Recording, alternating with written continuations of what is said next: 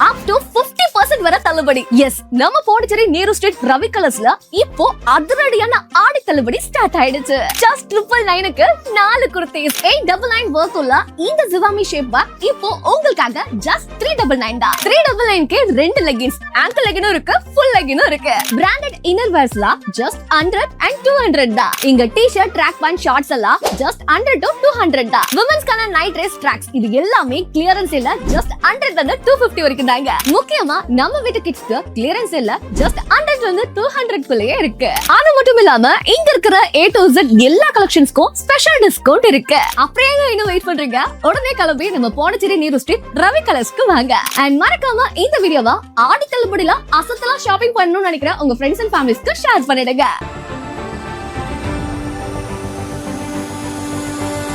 Build a 5-star career with Aditya's Institute of Hotel Management. Step into the world of hospitality. Train at Aditya's. Work across the world. Turn your passion into profession. From classrooms to global careers. Learn, lead, and succeed. Aditya's Institute of Hotel Management. Ariyangapam Puducherry.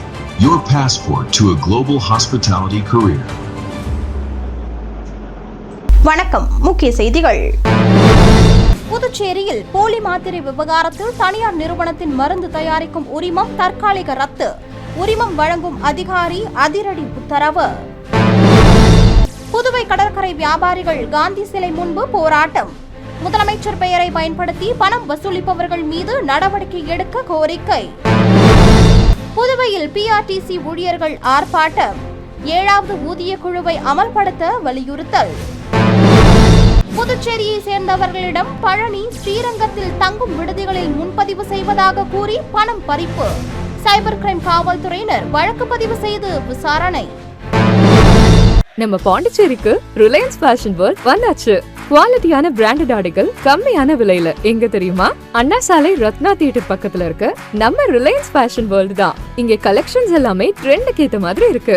1999 ரூபாய்க்கு மேல purchase பண்ற அனைவருக்கும் Cello brand kettle, John Players duffel bag மற்றும் American Tourister trolley bag போன்ற பரிசுகளும் இருக்கு. Branded ஆடைகள் வாங்க Anna Salai Reliance fashion world வாங்க. Reliance fashion world, Anna Salai Ratna theatre அருகில், புதுச்சேரி. இனி விரிவான செய்திகள். புதுச்சேரியில் தனியார் நிறுவனத்தின் மருந்து தயாரிக்கும் உரிமத்தை தற்காலிகமாக ரத்து செய்து உரிமம் வழங்கும் அதிகாரி உத்தரவிட்டுள்ளார். புதுச்சேரி குருமாம்பேட் பகுதியைச் சேர்ந்த மெடினோக் ஹெல்த் கேர் நிறுவனத்தில் போலி மாத்திரைகள் உற்பத்தி செய்வதாக மேட்டுப்பாளையம் காவல் நிலையத்தில் புகார் செய்யப்பட்டதைத் தொடர்ந்து காவல்துறையினர் வழக்கு பதிவு செய்து அந்த நிறுவனத்தில் மேற்கொண்ட சோதனையின் போது அங்கிருந்து 3 லட்சம் ரூபாய் மதிப்புள்ள போலி மாத்திரைகளை பறிமுதல் செய்தனர். இந்நிலையில் புதுச்சேரி மருந்து கட்டுப்பாட்டுத்துறையின் உரிமம் வழங்கும் அதிகாரி அனந்த கிருஷ்ணன் ஒரு உத்தரவை வெளியிட்டுள்ளார்.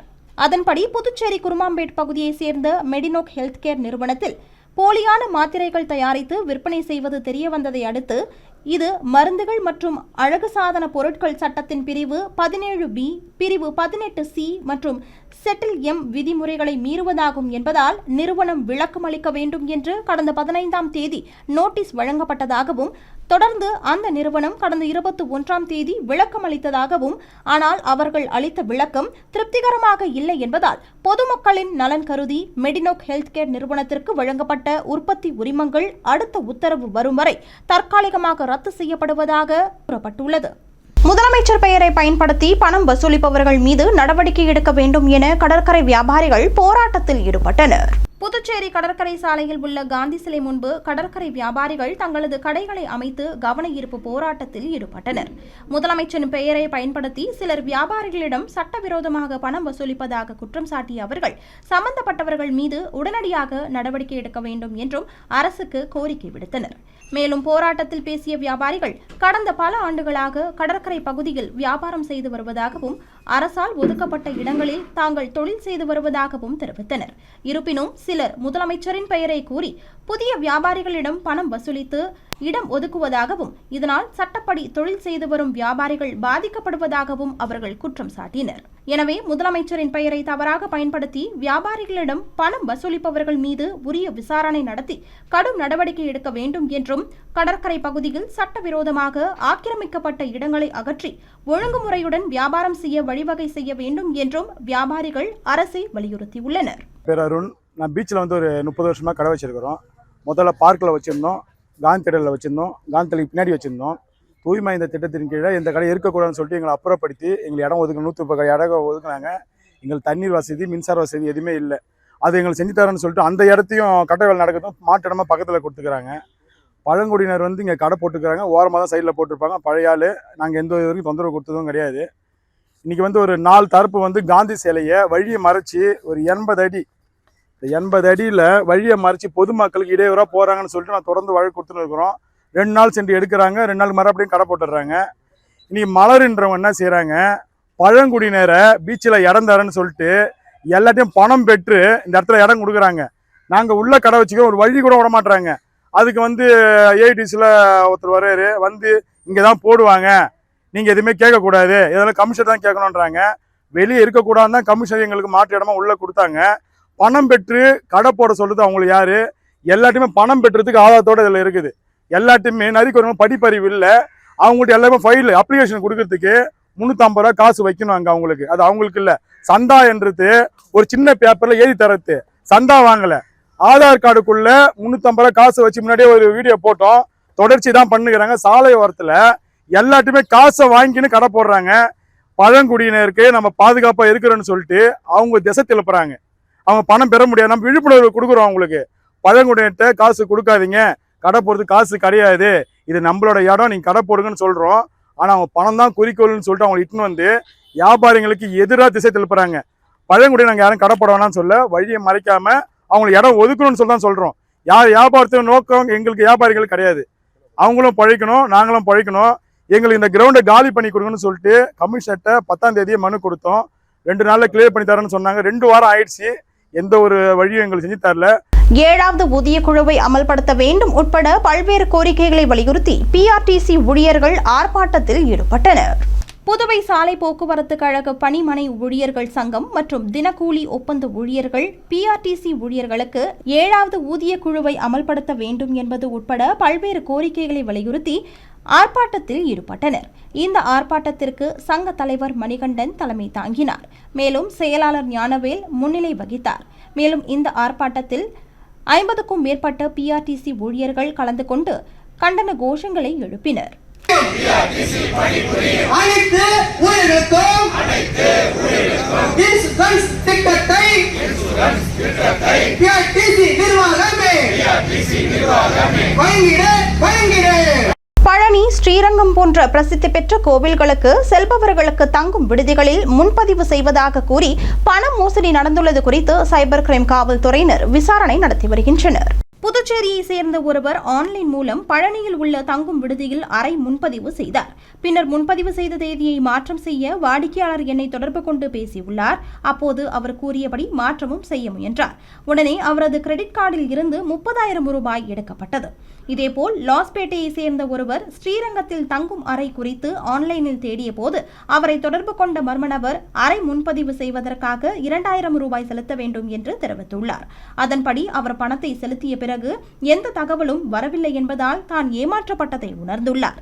இதேபோல் வீராம்பட்டினத்தை சேர்ந்த பெண்ணிற்கு ஒரு கடன் செயலியில் இருந்து 2,100 ரூபாய் வரவு வைக்கப்பட்டுள்ளது.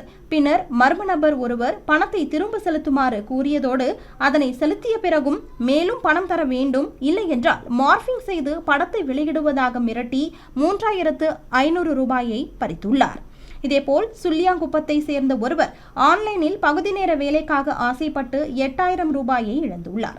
மேலும் வில்லியனூரை சேர்ந்தவர் 10,200 ரூபாயும், சார்காசிமேட்டை சேர்ந்தவர் 4,250 ரூபாயும், நயினார் மண்டபத்தை சேர்ந்த பெண்ணிடம் 999 ரூபாயும், மணவெளியை சேர்ந்தவரிடம் 4,129 ரூபாயும் மோசடி செய்யப்பட்டுள்ளது. ஒரே நாளில் 63,000 ரூபாய் மோசடி செய்யப்பட்டுள்ளது குறித்த புகார்களின் அடிப்படையில் சைபர் கிரைம் காவல்துறையினர் வழக்கு பதிவு செய்து விசாரணை மேற்கொண்டு வருகின்றனர். புதுவையில் தக்காளி விலை கடும் வீழ்ச்சியடைந்து 8 கிலோ 100 ரூபாய்க்கு விற்பனை செய்யப்படுகிறது. புதுச்சேரி நீரு வீதியில் உள்ள பெரிய மார்க்கெட்டிற்கு தமிழகம், ஆந்திரா, கர்நாடகா, மராட்டியம் உள்ளிட்ட பகுதிகளில் இருந்தும் புதுச்சேரி கிராம பகுதிகளில் இருந்தும் காய்கறிகள் கொண்டு வரப்படுகின்றன.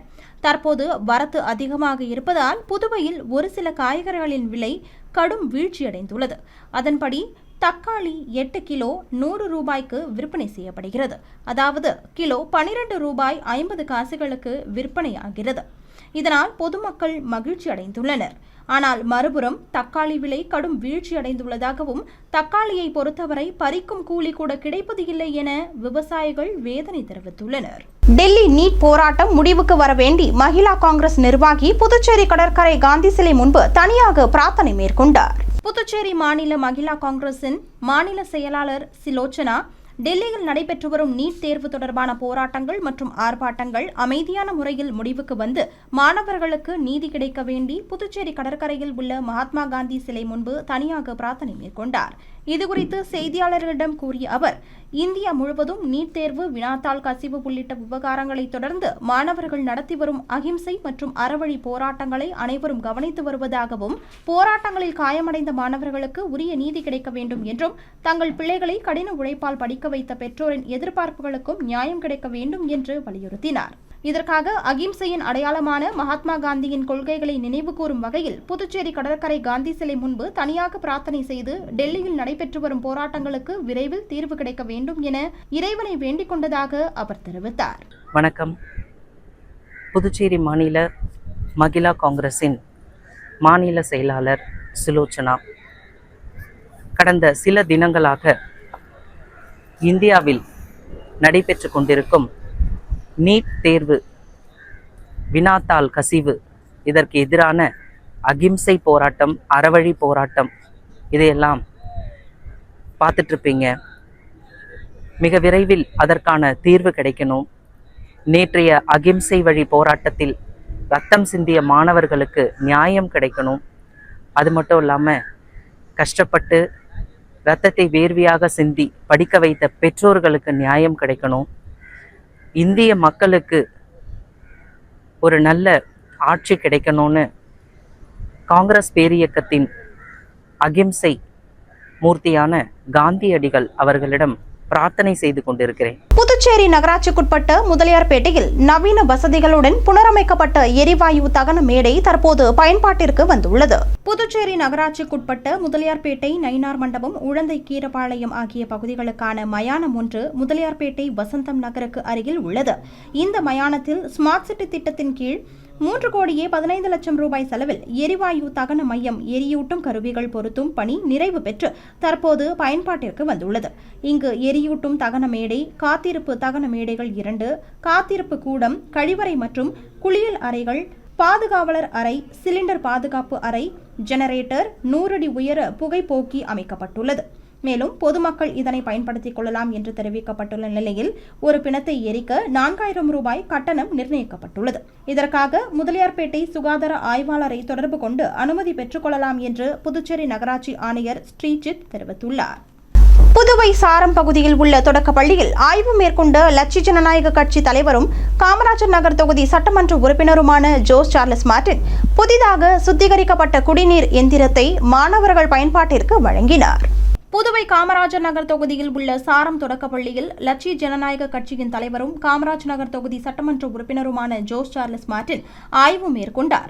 அப்பொழுது அப்பள்ளியில் தலைமை ஆசிரியர் விஜயலட்சுமி, பிற ஆசிரியர்கள் மற்றும் மாணவர்களை சந்தித்து கலந்துரையாடினார்.